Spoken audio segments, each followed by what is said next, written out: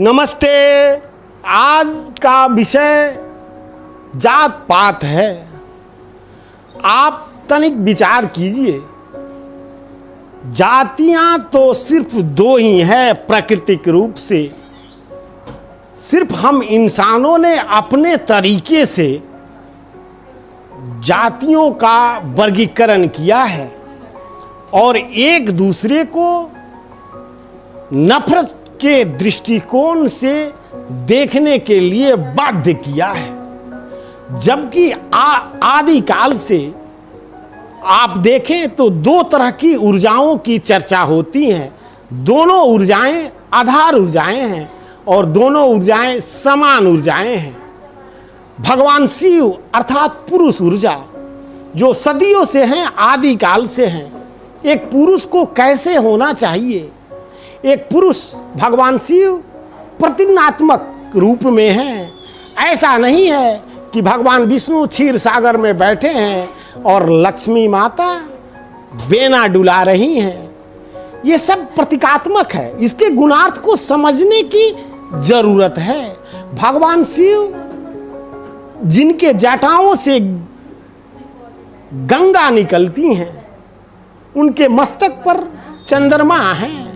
चंद्रमा का अर्थ शीतलता से है। गले में सर्प का हार है जिसका अर्थ दुश्मन से है। शरीर में भस्म का श्रृंगार है जिसका अर्थ खुद में एक दिन भस्म बन जाने का है। तो ये प्रतीकात्मक है। भगवान शिव ऐसा नहीं कि किसी मंदिर में बैठे हैं और शिवलिंग पर जाकर आपने माथा रगड़ लिया और वो प्रसन्न हो गए। ऐसी बात नहीं है।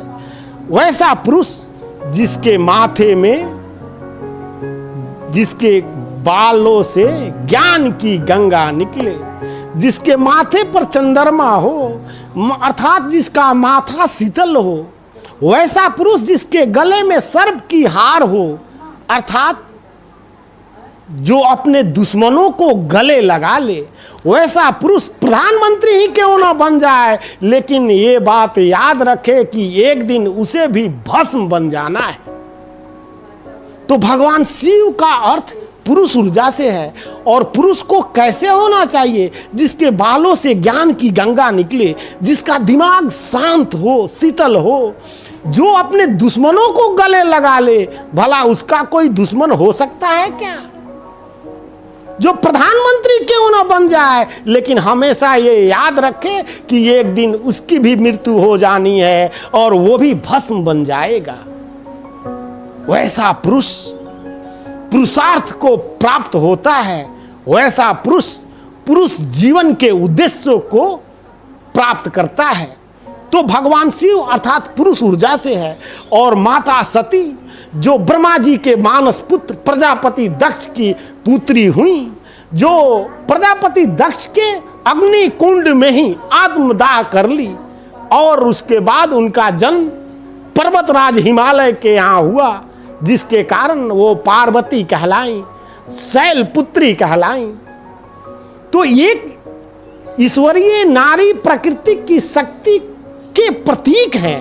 एक नारी के शक्ति को उजागर किया जा रहा है, जो माता सती के रूप में, माता शैल पुत्री के रूप में उन्होंने हजारों साल भगवान शिव की आराधना की। भगवान शिव को प्राप्त करने के लिए अर्थात पुरुष ऊर्जा को प्राप्त करने के लिए ईश्वरीय नारी प्राकृतिक की शक्ति उसके लिए तप की, तब ईश्वरीय पुरुष प्राकृतिक की शक्ति को प्राप्त की। और ये दोनों शक्तियां आधार शक्तियां हैं, आधार ऊर्जाएं हैं, जो पुरुष में भी समान है और स्त्री में भी समान है।